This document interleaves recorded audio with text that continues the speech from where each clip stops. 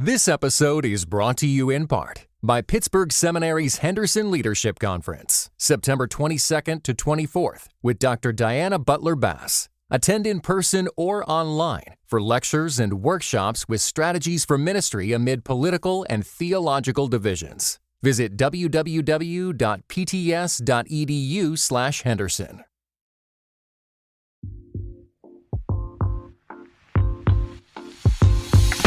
This episode is brought to you by Our Daily Bread Ministries, a global media organization that makes the life-changing wisdom of the Bible understandable and accessible to all. Visit whereyou'refrom.org for more information. That's whereyafrom.org. Hello, everybody. This week I had the opportunity to do an ad swap. This week I want to tell you about Compelled, hosted by Paul Hastings. Compelled takes incredible stories of what God is doing in people's lives, combines them with professional sound effects and music, and turns them into an engaging and faith-building audio experience. Travel deep into the jungles of the Philippines with a Christian missionary who was kidnapped by terrorists and held hostage for a year. Hear the testimony of a mother who was falsely accused of murder and sentenced to life in prison, but still clung to her faith. Feel the burning explosion when a jetliner slams into the Pentagon just yards away from an army officer who is instantly engulfed in flames and confronted with eternity. Every story is true, vivid, and told by the person who lived it and saw God work through it. Listen now to Compelled wherever you find podcasts or by visiting compelledpodcast.com. This episode is part of a long series exploring how the rise of communism in Russia impacted the American Christian church. This episode can stand on its own, but when you're done, go back and start at the beginning of Season 3. In the 1600s, all kinds of people were in forced labor in what would become the United States. This could be anything from poor whites who paid their way to the country by agreeing to indentured servitude to Africans transported across the Atlantic as slaves. It may seem strange for an era like this to be the subject of dispute over whether or not the United States is a Christian nation, because, first, it wasn't yet a nation. It was a series of colonies.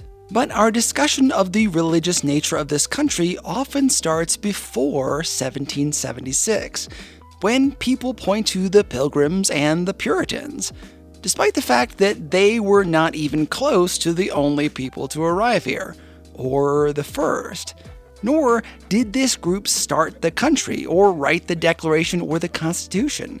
Look at paintings from 1776 and you know what you don't see? Pilgrims. That's one reason why it's a little strange that we hold up this era of history. Another is that it doesn't look great to lay claim to an era when an unspeakable number of people were in bondage. Worldwide, 1/3 of all people were in some form of bondage. And we want to call that Christianity at work? Still, some of the laws of this era do reflect Christianity, just not in the way we might like today. In 1705, the colony of Virginia established the Virginia Law Codes that favored white servants over black. White servants could now sue their master if they were treated harshly. Black slaves could not. White servants could not be held if they were 24 or older. Blacks had no such law. Anyone who could not prove that he or she was a Christian before they came here could be held as a slave in Virginia, even if they converted. Really, it was based on their religion. It essentially excluded Africans who had little or no access to the gospel at the time. We'll get into that in Season 4. Any property owned by slaves was divvied up by church wardens. People of color could not own white Christians. Any minister seen to marry a black person and a white one could be fined 10,000 pounds of tobacco, an insanely high price. I mean, this is terrible stuff. The history of the United States, even before it was a country, is riddled with upsetting stories, followed by more after the Revolution. Poor treatment of Native Alaskans, Japanese citizens, Native Americans, redlining of black neighborhoods, stark income inequality. When we tie our land to our faith, as the Virginia slave codes did, it gets even worse. Then Christianity is seen as partially responsible, even a justification for unspeakable acts. I grew up with a sense of American exceptionalism. At night, I listened to Christian radio as I tried to go to sleep. The idea that this is a Christian nation was there all the time, spread by pastors and talk shows. To question that assumption was seen as questioning the Bible itself, despite the fact that the United States is not in the Bible. For many of us, when we learn about dark hours in American history, we question our faith because our religion has been tied to the Stars and Stripes. And the Stars and Stripes are not always doing righteous deeds. What do we do when the interwoven fabric of Christian America starts to unravel? You're listening to the show that uses journalistic tools to look inside the Christian church. We press pause in the culture wars in order to explore how we got here and how we can do better. I'm Chris Starron, and this is Truce.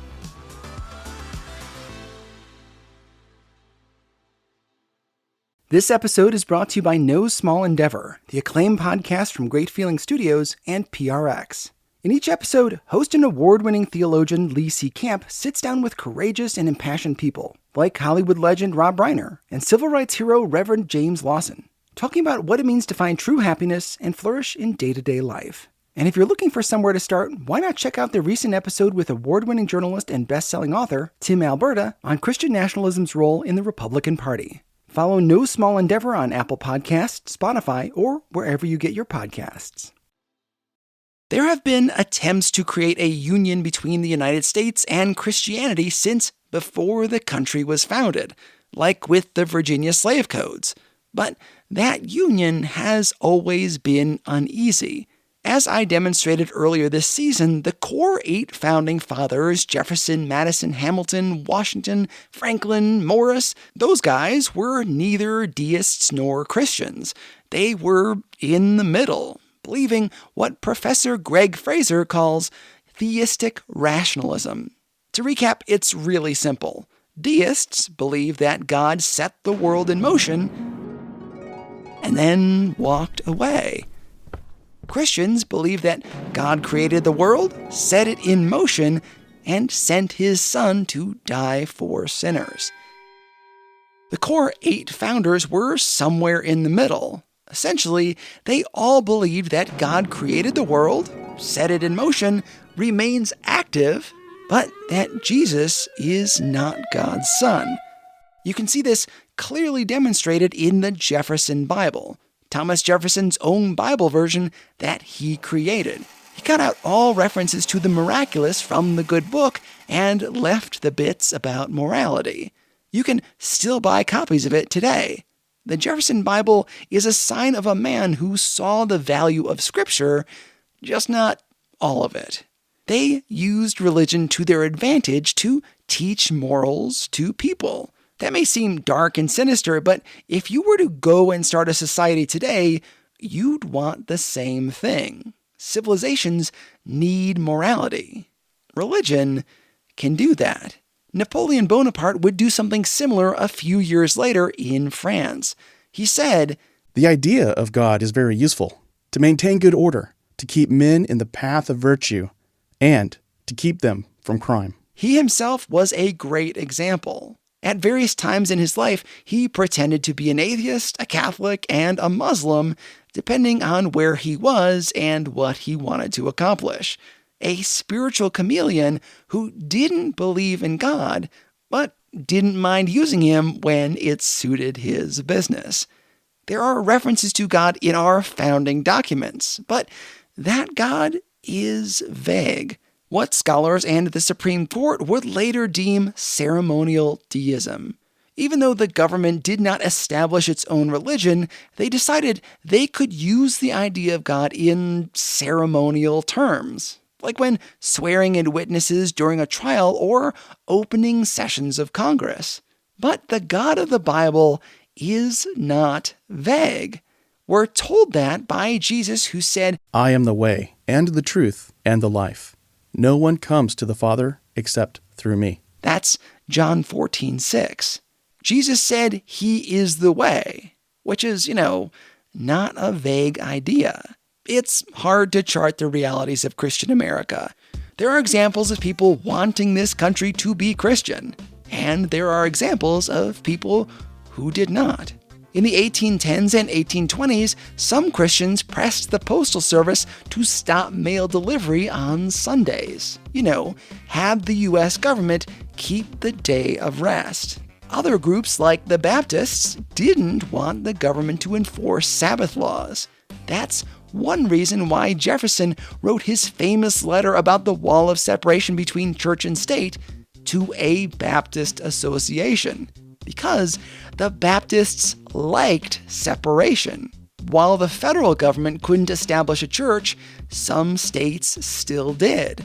The last one stopped when Massachusetts dropped direct support for the Congregationalist Church in 1833. 1833! By the 1870s, most Protestants thought of the U.S. as a Christian nation. At the same time, they were actively trying to keep Catholics out, end Reconstruction, and murder Native Americans. So there's that. Some evidence for, and some evidence against. Consider the Treaty of Tripoli of 1797, several years after the Union was created. I could do a whole series on this, but we're wrapping up the season, so I'll make it quick. In the late 1700s, the United States oceanic trade was hampered by Barbary pirates, especially those from Muslim Algiers, Tripoli, and Tunis in North Africa. Britain and France paid protection money to these lawless states. The United States, along with Britain and France, was seen by the Muslims on the Barbary coast as a Christian nation. Again, these foreign Muslims saw us as a Christian nation. Of course, the struggle between Christians and Muslims was not new. The sting of the Crusades was still felt on both sides. We needed a treaty to keep our shipping operations open and safe from pirates. Along came the Treaty of Tripoli, which would probably never be brought up in discussion these days if not for this infamous passage from Article 11. By the way, this is the whole of the article, in case you think I'm taking this out of context. As the government of the United States of America is not founded in any sense on the Christian religion, as it has in itself no character of enmity against the laws, religion, or tranquility of Mussulmen, which means Muslims, and as the said states have never entered into any war or act of hostility against any Mahometan nation, it is declared by the parties that no pretext arising from religious opinions shall ever produce an interruption of the harmony existing between the two countries. This treaty passed through Congress with unanimous support, signed by President John Adams. They signed off on a strong statement, again, that the government of the United States of America is not founded in any sense on the Christian religion. It's worth noting that the treaty's purpose was not to set in stone the religious beliefs of the nation. This article was really about making sure the two countries couldn't dissolve their agreement because of religious differences. But still, it does say that the country is not founded on the Christian religion. And that ain't nothing. Signed by a founding father and agreed to by the entire Congress. So, according to the treaty writer, President John Adams, and the Congress, this is not a Christian nation. But that same President John Adams wrote a proclamation calling for a national day of prayer, fasting, and humiliation in 1798, 1 year after the famous treaty. Are you confused yet? Yeah, so am I. At one moment, we're a Christian nation, and the next, we're not. We're endowed by our Creator with certain unalienable rights, as long as we're white and male, and we're not a Christian nation according to the Treaty of Tripoli. How do we reconcile this? The best I've been able to come up with is this. We like the idea of the U.S. as a Christian nation when it suits us. When it doesn't, we toss it aside.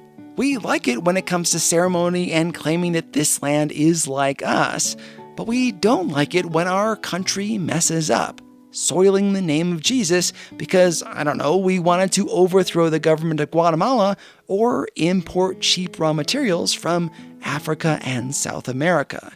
It's an interesting debate, and we can have it. But in my mind, the better question is not, is this a Christian nation, but what do we hope to gain by calling ourselves a Christian nation? What does that distinction get us? That depends on the person asking the question. The founders used religion to instill morality in the people. Some of us mix religion with our country for a feeling of continued heritage. These are my kin, and our faith is part of this larger story. The drawbacks are many. Now, I may sound like a broken record, but it's the end of the season, so here we go. When we tie the United States government to Christianity, the actions of the United States then impact how people see Christianity. If the United States is benevolent, like gives toys to kids and builds schools, as a friend of mine did in the military, then that reflects well on Christianity. But if the United States hands out bootleg VHS copies of the movie Rambo and paper copies of the Quran to rebels in Afghanistan, it looks bad. What business does the quote-unquote Christian U.S. government have in handing out Qurans or pirating an American film to encourage rebels who would soon turn on us? That is the mystery of the United States. It is a nation that has done both exceptional things and many unspeakable cruelties. How do we reconcile that? How is it that some Christians look at our history and see a Christian nation, and others don't? In all of this research and all these hours of editing, interviewing, writing, and thinking, I may have figured out a way to think of this, to make some sense of this mess. We Christians look and think so differently from each other because we have two fundamentally different ideas of Jesus. Two contrasting ideas of who he is and what he wants of us. This is probably a bit reductionist, but I think it's a valuable framework. Okay, two ideas about Jesus. One is the Jesus of the Sermon on the Mount. He tells his followers to turn the other cheek, give away your riches and follow him. Take up your cross. Love your neighbors. Love your enemies. This is one idea of Jesus, kind of a radical peacemaker, calls out the religious leaders, lets himself get humiliated, and is constantly going off to pray by himself. The second popular view of Jesus is less humble servant and more economic savior, one who guarantees that you will prosper in terms of wealth and safety. I'll call this the economic Jesus. Here's the logic. If God wills that you will be wealthy and safe, anything that challenges your wealth or safety must be evil. You have to fight to keep your status because wealth and safety is how God expresses his approval. This may seem far-fetched, but you hear this in some of our witticisms, like, the will of God is the safest place to be, despite countless stories in the Bible of people being shipwrecked, beaten, or murdered while in the will of God. This assumed guarantee of wealth and safety is everywhere in our modern church. The first Jesus I mentioned doesn't match up with our history as a country. It just doesn't work. Why did the United States oust the democratically elected leader of Guatemala? Why did it take so long to address the water crisis in Flint, Michigan? How have people of color been so long ignored? Why does it take celebrity scandal to alert us to sexual harassment of women?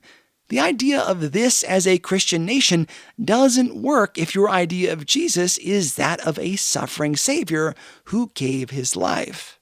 The second Jesus, the economic Jesus, lines up with our history completely. If we're supposed to guard our safety and wealth, then whatever we have to do to protect those things lines up with our theology. Manifest destiny? Check. That was the settlers claiming the land that God set aside for them at the expense of the natives. Using forced labor to get uranium out of the Congo in World War II? Justified because we had to build the atomic bomb.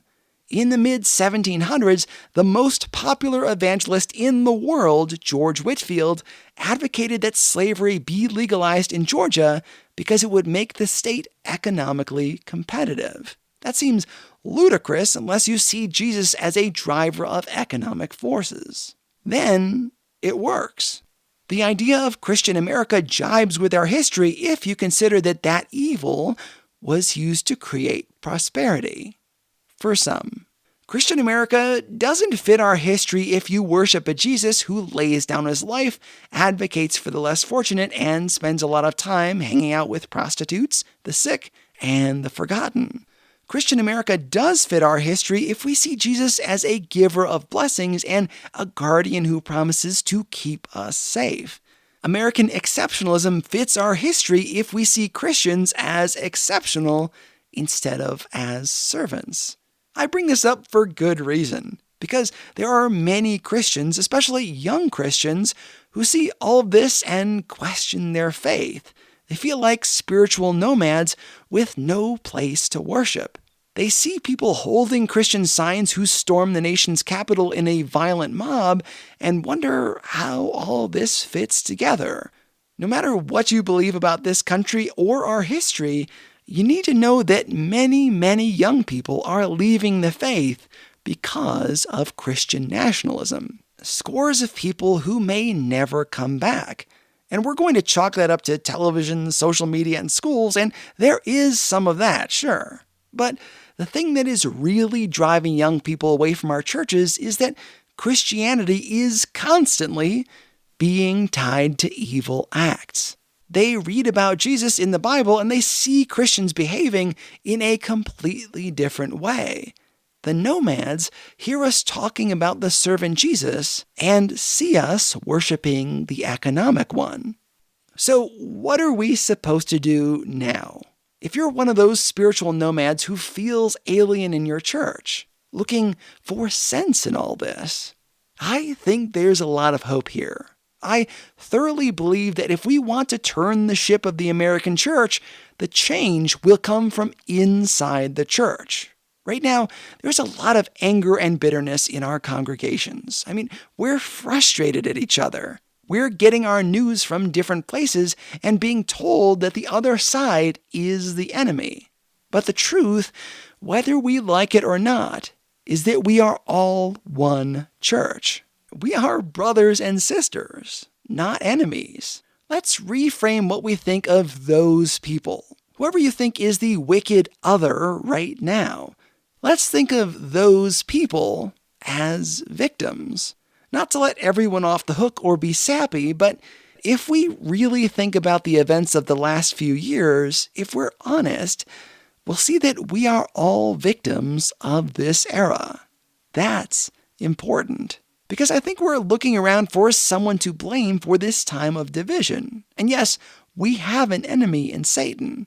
But if we look hard, we're going to see that we Americans are all victims. Let me illustrate this with a story about a communist. Again, I am not a communist, but I think we can learn from his example. There was a screenwriter in the early and mid-1900s named Dalton Trumbo.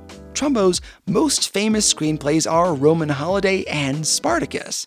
Those were difficult times to be a screenwriter. He lived through the quote-unquote golden age of cinema, where you signed a contract with a studio and then they controlled everything about your life. From your look to which parts you played down to your name. Times gradually changed, but the film world was still largely an industry of haves and have-nots. Trumbo and his friends, like many Americans, joined the Communist Party in hopes of bringing equality to the world. But in 1947, the landscape got dark. Dalton Trumbo, along with many other crew and cast members in Hollywood from John Wayne to Cecil B. DeMille, got caught up in investigations by the House Un-American Activities Committee. The goal of the committee was to root out suspected communists from all areas of public life. Cecil B. DeMille and John Wayne went on the offensive, joining the collective madness of the era and rooting out assumed Russian influence. Trumbo was a communist. That can't be debated. But remember that being a communist was not illegal. Americans, after all, have the freedoms of assembly and speech. Yet, Trumbo was blacklisted and served prison time for contempt. Having his name on the blacklist meant that he and many others in the United States could not find work. They lost friends and family who refused to even talk with a suspected communist. He couldn't even write in Hollywood under his own name, so he found ways around that, even winning an Academy Award under a pseudonym.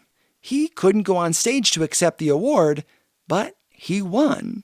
Trumbo had many reasons to be angry at his fellow Americans. He'd gone from the height of his career to barely getting by. All of this for his beliefs. Beliefs I don't agree with, but he did have the legal right to hold them. His story is just one of many. Others ended in divorces, bankruptcy, even suicide. The lives of Americans were destroyed. And for what? Because a collective madness seized us. That madness has another name, by the way. Fear. In 1970, years after the end of the debacle, and after he regained his career and McCarthyism was resigned to the dustbin of history, Trumbo accepted the Laurel Award from the Screenwriters Guild. Here is an excerpt from his acceptance speech. The blacklist was a time of evil, and no one on either side who survived it came through untouched by evil. Caught in a situation that had passed beyond the control of mere individuals, each person reacted as his nature, his needs, his convictions, and his particular circumstances compelled him to. There was bad faith and good, honesty and dishonesty, courage and cowardice, selflessness and opportunism, wisdom and stupidity, good and bad on both sides. When you who are in your 40s or younger look back with curiosity on that dark time, as I think you occasionally should, it would be no good to search for villains or heroes or saints or devils because there were none. There were only victims. Some suffered less than others. Some grew and some diminished, but in the final tally, we were all victims. Because almost without exception, each of us felt compelled to say things he did not want to say, to do things that he did not want to do, to deliver and receive wounds he truly did not want to exchange. That is why none of us, right, left, or center, emerged from that long nightmare without sin. I think the same can be said about our current era in the American church. It doesn't do us good to look for villains. It's much better for us to think of all of us as victims. We're victims of rhetoric, bad reporting in the media, corruption at the highest levels. But deeper than that, we're all victims of the work of the devil, who wants to divide us. I think about the example of Jesus, that suffering servant who died for our sins. He was up there on the cross, actively being crucified in what must have been unimaginable pain. And what did he say about the men who did this to him? Forgive them, Father, for they know not what they do. Jesus didn't see his murderers as the enemy, but as victims of a lie. Not to compare Jesus and Dalton Trumbo. They were very different, obviously. But the sentiment is important. If we're going to make a difference in our churches, we need to be like Jesus and see that those who disagree with us, who whip up anger and use rage to protect their pocketbooks and safety, are victims of a collective disease. They are acting out of fear. They don't feel safe. They think the people they love, you and me, are going to slide into evil. Many are convinced that the communists and socialists we've been talking about this season are coming for them.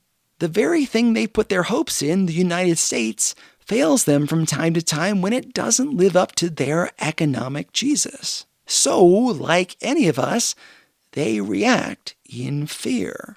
Hopefully, that understanding breeds compassion in us. That we are caught up in some social anxiety together that causes us to tear each other down. If we treat each other with compassion, we'll go a lot further. Finally, it's important to know that many of the people who make our churches difficult to attend probably don't know anyone who isn't just like them. We really do live in echo chambers. We talk to people who agree with us. We listen to media outlets that agree with our assumptions of the world. Social media serves us articles and videos that align with our view because they know we'll click on them and they'll get ad money. We're in a Cold War of our own, between competing ideologies that push us further and further into the simple extremes, keeping us from the middle where we'd have to think, debate, and pray. Understand that you may be the first person who thinks like you that some of these people will ever meet, and vice versa. And if you're a parent whose kids have wandered into scary, radical ideas, I'd encourage the same. Remember the words of Jesus when they lash out at you or say hurtful things. If he can say, "Forgive them, Father, for they know not what they do," so can you. Regardless of what you believe about the relationship of the Christian church to the United States of America, react in this moment with compassion. In the 1700s, 1/3 of all humans in the world were in some form of bondage. 1/3. Remember that but for the grace of God, all of us would remain in spiritual bondage. And right now, most of us are in bondage to fear. Don't look for villains. Look for victims. If you're angry and afraid, chances are your perceived enemies are too.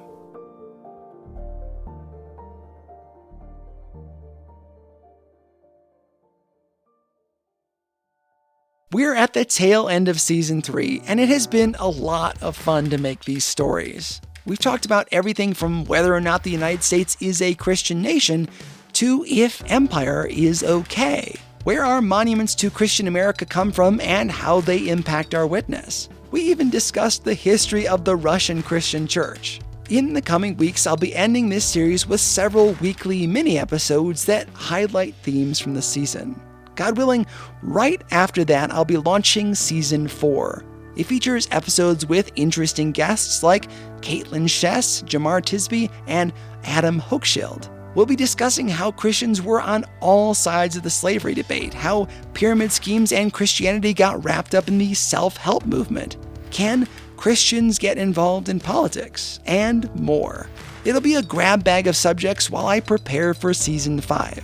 God willing, Season 5 will be a study on the rise, fall, and rise of Christian fundamentalism through the Scopes monkey trial. I'm already working on it, and it's fascinating stuff so far. Subscribe in your podcasting app so you get every new episode as it's released. And for the last bit of business stuff, I'm enlisting your help in this show.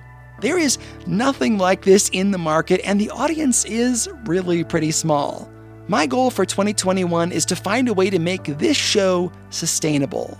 Right now, I'm getting up at 5:40 a.m. and working until 5:30 at night between my day job and running this project. Long hours, often 6 days a week.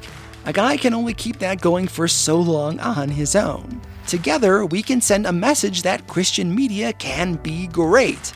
It doesn't have to pander to the lowest common denominator. It can be inspiring, challenging, and rooted in history. Here is how you can help. Do you write for a blog, a newspaper, or a magazine? Then please write an article about truce. Do you have a podcast? Then have me on your show or run one of my existing episodes on your feed.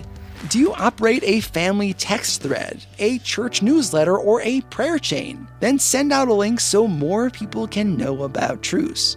Do you have a favorite podcast? Then send out an episode of Truce and encourage them to have me on.